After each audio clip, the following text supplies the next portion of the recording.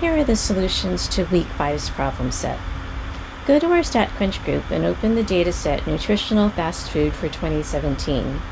Use the dataset to answer the following questions. So first, using fat as the independent or x variable and calories as the dependent or y variables, we're going to compute R, the correlation coefficient, and we're going to comment on the strength, direction, and trend of the relationship between these two variables.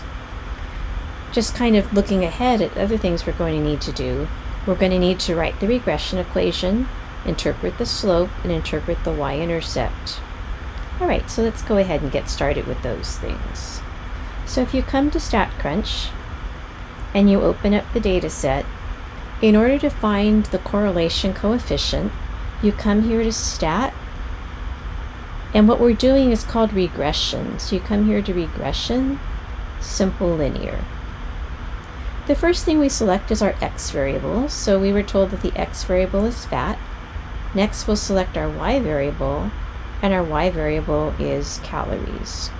And then you just press compute. Now a lot of things come up on your screen. Don't worry about them yet. We're just going to focus on the things we need to. I'm going to first click this arrow down here to take a picture of our data. And so if we look at this data, we can see that there seems to be a very strong uphill trend in the data. The reason we say it's strong is because the dots very much are close to this red line. There's not a lot of variation there. The dots are really close to the red line. And it's going uphill, so we say it's a positive trend. So we're looking at a strong positive trend.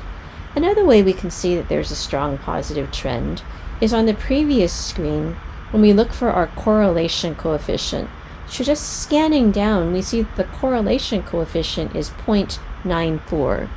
And remember that any correlation coefficient greater than 0.6 is strong, and the closer it is to 1, the stronger it is. So 0.94 is very close to 1. So we have a strong positive linear association. Now we're just going to look at the regression equation too, so we don't have to keep coming back and forth to the screens. So you see the regression equation is displayed on this fourth line here. Calories equals 163.2 plus 12.9 times total fat. So we're going to be using that for the second part of our problem. All right, so let's start recording some of these answers. So compute R. R turned out to be 0.94. Comment on the strength. We talked about an R value 0.94 being very close to 1, so it's strong. Direction, it's positive because it's going uphill. If it was going downhill, it would be negative. And the trend, in our class, the trends are always going to be linear, close to a line.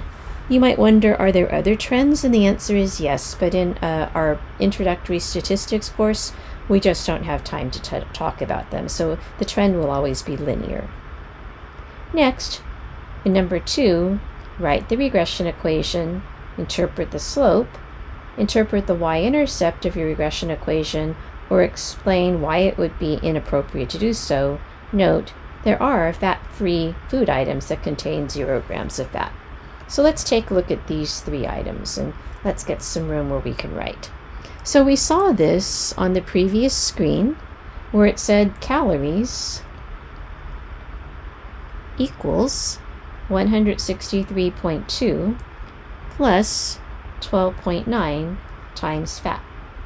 And so this is the regression equation. Now the 2 numbers in your regression equation that are important, the number in front of the variable, this is your slope, and the other number in the problem, this is your y-intercept. So let's interpret each of these, or talk about why the y-intercept may be inappropriate to interpret. Let's start first with our slope. Now, whenever I'm thinking of slope, I always draw myself a picture and do some scratch work. So my x variable was fat, and my y variable was calories. Now remember, what is slope? Slope is change in y divided by change in x. That's the definition of slope. And now what I'm going to do to help myself do the interpretation is I'm going to replace x and y with words. And so what does that mean? I'm looking at the change in the y variable is calories, so change in calories divided by the change in fat. And now I'm going to write my number down, and the number for slope is 12.9. So I have 12.9, and to help me write the interpretation, I always write it as a fraction, so I'm going to put a 1 in the denominator. Why do I do that? Because it really helps me write my sentence. What that means is for every increase of 1 gram in fat, what happens to calories? Calories tend to increase by 12.9, and that's our interpretation of slope. So each additional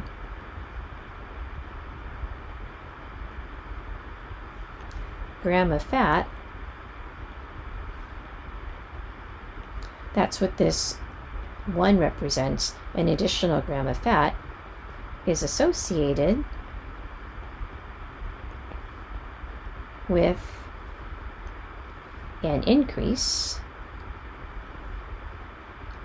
of, well, what happens to calories? The calories tend to increase by 12.9.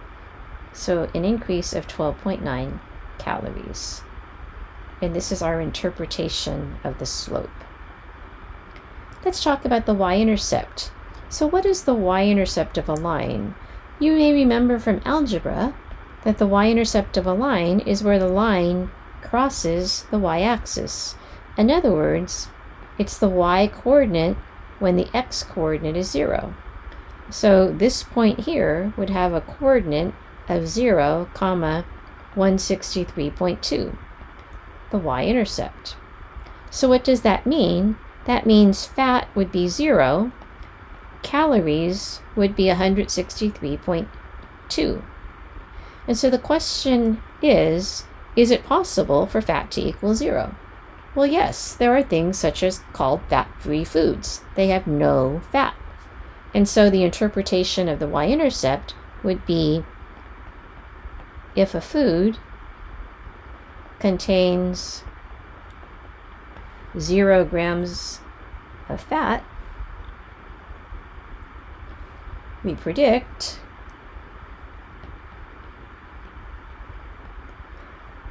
it would contain 163.2 calories. And so that's the interpretation of the y-intercept. All right. I'm going to cut this video into 2 parts. So that's the first part. And then make sure you watch the second part to get the solution for numbers 3, 4, and 5.